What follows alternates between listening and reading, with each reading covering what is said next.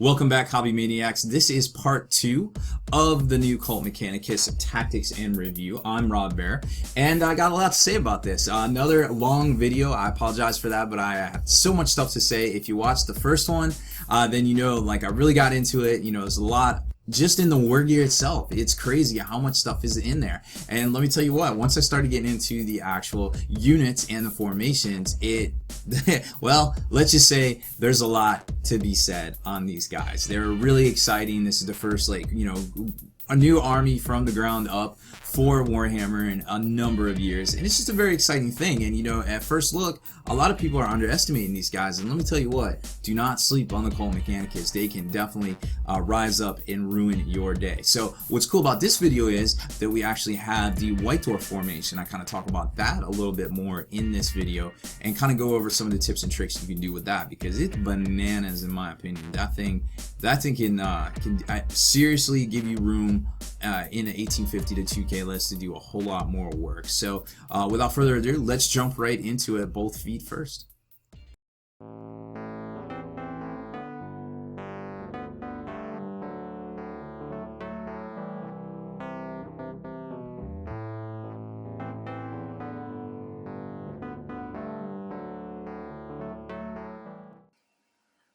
Okay, so welcome back to the Cult Mechanicus Tactics. This is part 2. If you haven't seen part 1, you might want to check that video out before you watch this one. We're going to start with the data sheets and kind of move forward into the formations and such. If you can't stand to do things out of order, maybe head on back to the YouTube channel and check out the first video. However, they're not really particular in any order, and you can watch them, of course, any way you want. It just might make more sense the other way around. But that being said, let's take a quick look at the data sheets themselves. Now, just as a quick refresher, this is the formation in the front of the book. This is your standard CAD for them that you can take. That gives you a poop ton of troops right here. 1 HQ fortification, 2 heavy support slots, and 4 elites, and the ability to do 2 canicles. Now, we talked about the canicles in the last video and how important they can really be to doing a lot of combos. So first up is the Tech Priest Dominus, and here's the upgrades and things you can take for some of the guys themselves, and of course most of these can fit on the Dominus. For 105 points, he's actually probably one of the best, probably top 3 best HQs in the game. He's definitely giving Coteas a run for his money. He has a ton of upgrades here, plus the fact that he just makes squads like ridiculously better. He fixes anything on a 2+, and that's weapon destroyed, immobilized, hull points, you name it, master machines. He's a true pimp when it comes to fixing machines in the far future. So as far as war gear goes, you can switch out his Volkite blaster, which is kind of average. The Volkite ability is actually pretty good, but the ability to take the eradication ray, which lets you basically blast them with some AP2, a large blast, or strength 8 AP1 straight shot, is pretty good. Whether it's worth the points, it remains to be seen, but depending on your build, you might want to take it. You can also take the replace the macro stubber, which personally I think kind of sucks, with the Serpentia, which I believe is actually pretty good.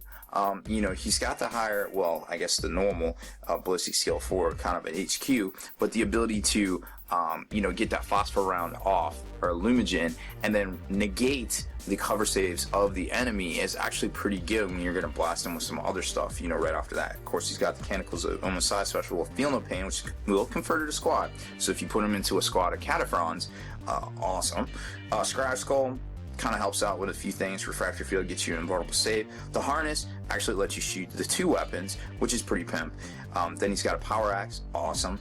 And then the weapons that you can switch out there, and of course the Artificer Armor to boot. So, and he can walk around and be your special warrior caddy.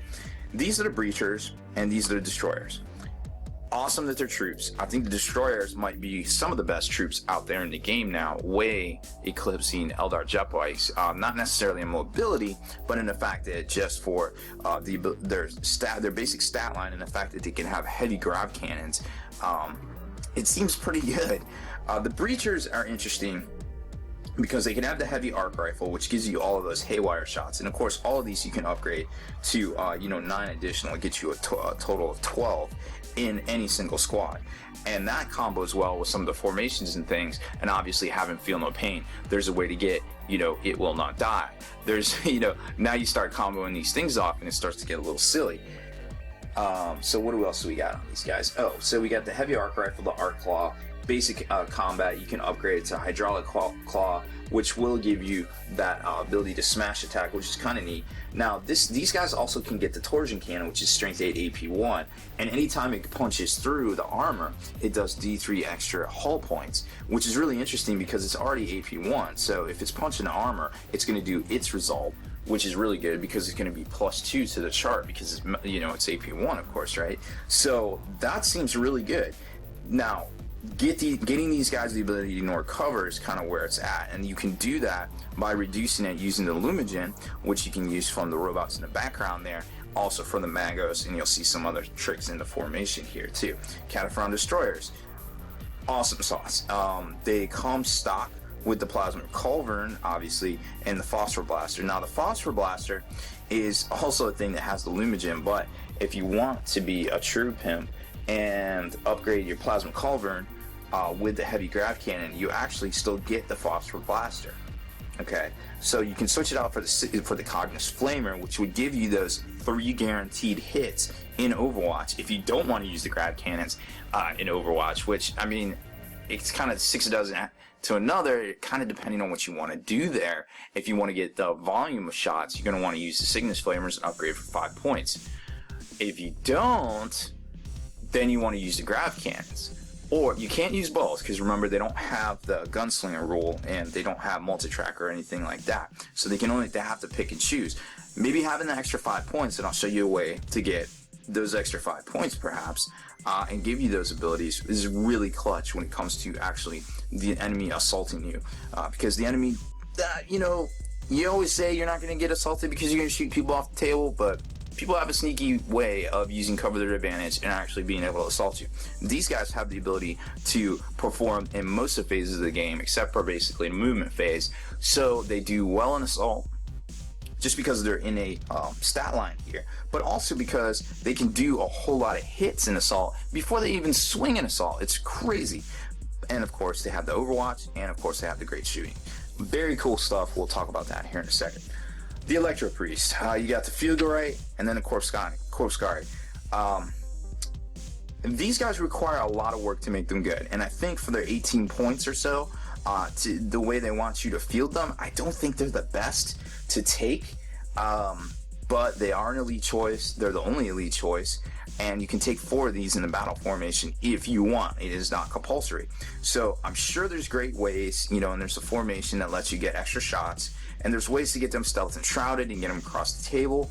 And I'll tell you what, getting popped by 3 shots of these trying to assault them, it's not going to be a guaranteed thing, but they just aren't as good as some of the other units blatantly are in this book. So it's very depressing. It's hard to find a home for these guys in lists, I feel like. Now, they are what they are. Zealot's a great mechanic, being able to reroll hits on the first, whether you're round of combat, whether you're assaulted or not. The ability to have feel no pain, the ability to have the Volgeist field, have that invulnerable save, can get really good really quick. You can get that 3-up invulnerable save. You can get them stealth and shrouded from the Mechanicals. Over here, it's kind of the same thing, but again, they have a huge points cost in game, and I would rather sink the points in something else, to be honest. Like, maybe there's some build I'm missing or some crazy combo, but I'm just not seeing it right here. Then we get to the Castellan robots, which, love them or hate them, these guys are really cool, and we're very lucky to have such innovative designs and things out there available to us. Great stat line, basically a mini monsters creature. Tons of upgrades. You got Refractor Field, Data Spike, the ability to do that Haywire attack, the Gamma Pistol, on the Data Smith. And then you got the robots themselves, which you can use the Combustor. They have the 2 Power Fists, or you can start doing your upgrades over here, where basically you start getting into crazy stuff like the Phosphor Blasters, which give you those Illuminagen. So these guys kind of work like the Necron. What is it? The big Spider Walker thing, where it kind of buffs the it kind of basically sits back and kind of buffs the rest of the army. And these guys can wade in and do their damage in combat, don't get me wrong, but they also can do a lot of damage with their guns, in their ability to kind of work synergistically with the rest of the army. And then you have the heavy, like I said, the heavy phosphor blaster or the combustor. Just kind of depends on what you want to take here. And of course you have the data smith. And the data smith, you know, he's good, obviously. Oh, and the ability to get that really good invulnerable save too is pretty cool. So, you know, the data smith's good because you can take some of the special war gear and things, but you can't exactly attach him to anything because he's only a character unless the robots die. So you just want to be careful with that. Now, the cohort cybernetica is a way to really beef up having a squad of those robots. I think fluff-wise, it's really cool, but I think effectively on the tabletop, not exactly the best way to go about it. So we're just kind of gloss over that one. The elimination maniple, though, let's talk about that for a second. So you've got these guys, and we know that they help lower cover saves because they have those phosphor rounds. And then, if the Castellan robots scores one or more unsaved wounds, glancing hits or penetrating hits on an enemy unit with a weapon that has the Lumigen special rule, which we saw, you can do that. They basically come stock with it. They come with your phosphor blaster, in their fists, and they can also have one on their back, you know, predator mounted basically. So the ability to basically be a ignore cover caddy definitely comes to light right here. Then all the Kataphron units from this formation that target the same add 1 to their ballistic skill and get the ignore cover special rule by the end of that phase. Now think about that. Ignore cover with these heavy grab that are 4-6 salvo. That starts to get a little silly and a little dangerous if you're sitting across the table from them. So keep this formation in mind, you know, when you go to look to do combos and things like that. And of course, they all have the Canticles of Homicide, so you can buff their ballistic skill, you can get them stealth shrouded. You know, when they do manage to get actually assaulted, you can pop off the Electro magnetic one and, you know, just kind of go to town there. So there's lots of potentials and lots of synergistic ways to protect these guys, I feel like. The Dominus Conclave, this is kind of how I feel like Games Workshop envisioned these guys working, where basically these guys run across the table, shoot a bunch of stuff, and then you have the close combat ones kind of mopping up behind them with the ability, the things they shoot become electrified if they take an unsaved wound. Now remember, it's easier said than done causing unsaved wounds, so you know this is not guaranteed. So I feel like competitive wise, maybe not so much on this one. And then you basically get, if they are electrified, they get to reroll their failed to wounds. Okay, kind of cool, very fluffy, not super competitive, kind of depends on your power level in your bag right here. Holy Requisitioner. This one's kind of cool. Let's talk about it for a second. So you've got the 1 Dominus and 2 to 3 units of Kataphron breaches. And remember, you can get kind of jiggy with these Dominuses. You can give them things that give the squad, you know, it will not die. They have feel no pain. So you start putting these guys in with the squads, and now you're getting them. Now you're giving the squad feel no pain. Now you're giving them it will not die. You know, now you're giving them maybe stealth and shrouded based on the canticles and etc, etc, etc. There's all these layers of ridiculousness. Okay, so let's take a closer look. So these guys, now these are their breachers, mind you, can be placed in Deep Strike Reserve, and then basically you Deep Strike in the Dominus. They arrive if it's within an objective marker, which seems like a good idea. They do not scatter when they Deep Strike in, and then whenever they're within 6 inches of an objective marker, the breachers from this formation have counterattack and zealot special rules. So their innate ability is very good because remember, the breachers are the ones with the claws. So they already have really good, they're really decent in combat, and now they're re-rolling the first round in combat. They have great guns. I mean, they either have the Haywire gun or the Strength 8 AP1 gun, kind of depending on how you do it. And now you're just dropping in on full. So, you know, it can get a little silly. They also, like I said, they can have the Torsion Cannon. They can replace their claw with the Hydraulic Claw, so you can get that AP2 smash. They don't exactly call it that, but we know what that is. So keep these things in mind. It may be depending on what army you're playing against, but it still seems pretty good. Obviously, it would be better if you could take the heavy grav guys, but you can't. Those guys are reserved to right here. Now, we kind of showed you all of the formations, but what I really want to show you is this formation right here that was in the White Dwarf. You can probably see the review we got up here, but this is White Dwarf 69. That came out a few weeks ago. And there is a ridiculous formation in here that is incredibly abusive. And not only that, it's super fun to play because it kind of represents the whole like O Messiah thing. Let's kind of talk about it. So, if you take a Battle Congregation Detachment, and that's the one that's right in the front of the book here. So your normal 1 troop, 1 HQ, 2 troop basic, and that gives you the double Canticles of the O Messiah. Very cool stuff. 1 Skitarii Battle Maniple from the Codex Skitarii, which I don't have handy, but we will get to that here in a second. And then 1 Knight Oathsworn. Remember, Oathsworns are the ones that are basically similar to this. It's their combined arms detachment that lets you just take a single one. You can't take the cool heirlooms in the back, but he can take the AA gun, he can take the Melta upgrade, he can take, you know, kind of the normal stuff, the rocket pods and things like that. But not only can you take them, but you can take them for free. Because read these special rules over here. All units that have the Canticles of the O Messiah, well, this is the kicker right here.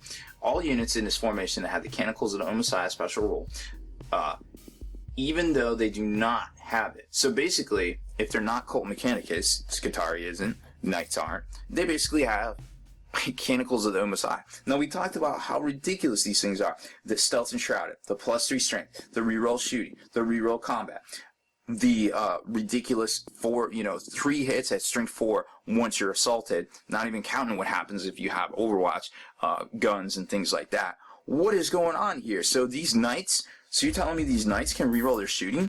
So you're telling me these knights can have Stealth and Shrouded? So you're telling me all of these ridiculous guys up here with all of these Skitarii, with all these weapons, with these arc rifles and these crazy things, they're going to be getting across the table with the Stealth and Shrouded. They're going to be shooting. They already have the super high ballistic skill.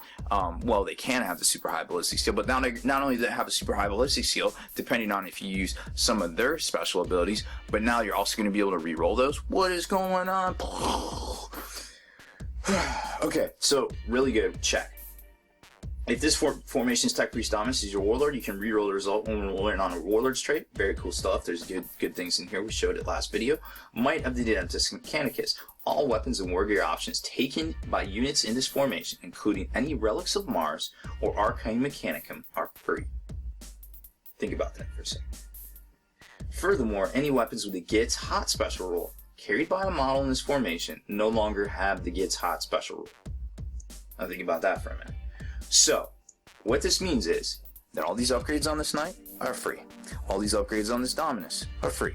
All of these weapon upgrades and the 5 points for the Signet, for the Cognis Flamer, and the things like that on the Breacher that you wouldn't normally buy are free. All the Onager upgrades are free. All these guys are free. Oh my gosh.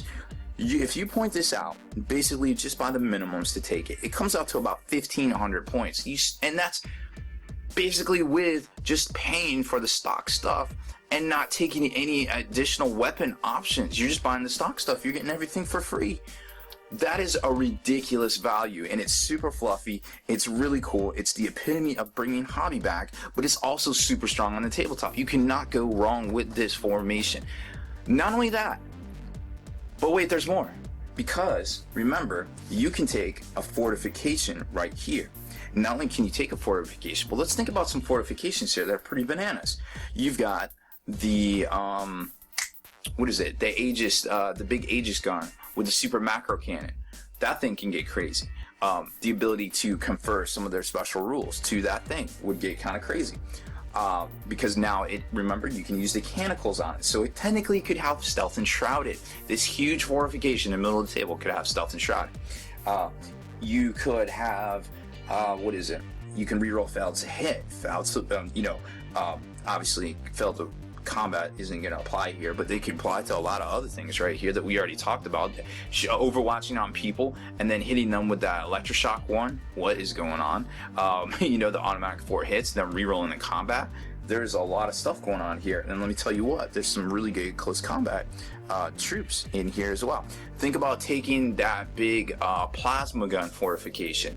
Now it gets hot, and that would be stupid if the thing got hot and you wouldn't get to shoot it because it's like 250 points or whatever, which could definitely fit in. If you take all this and you're playing 1850 or 2K, you have 500 points left over, basically, ish. You could take that, you know, the brand new Plasma Obliterator, and guess what? You can reroll the Gets Hot special rule, because all weapons with the Gets Hot special rule carried by a model in this formation no longer have the Gets Hot special rule. Now, it's not necessarily carried, but it is fired by. So we'd have to do a little bit of rules meandering, kind of check it out just to make sure you can do that. But in theory, I'm going to say you can probably do it. And I didn't look it up, but there is not a whole lot of good wording on carried by a model.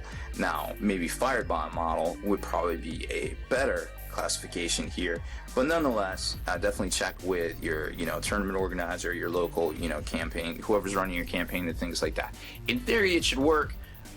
Maybe rules as intended, maybe not rules as written, but it's still pretty cool nonetheless. So there's a lot of things you can do here. Hopefully this right here, and this is why I saved it for last, opens your eyes to the ridiculousness level of you know, kind of what this whole codex can do. You can basically shoot the crap out of people when they assault you. You get to not only get a ton of good overwatch on them, but the potential to do more damage at the initiative 10 step with, you know, all these crazy Cognitus Flamers, and then that one Canticle that you can actually do twice. So it ends up being really good.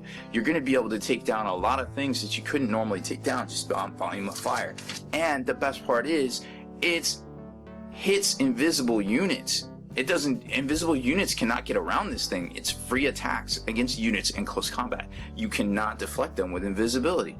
So you have something that gets up there, and then you start losing things to you know, unaffected, maybe not accounted for.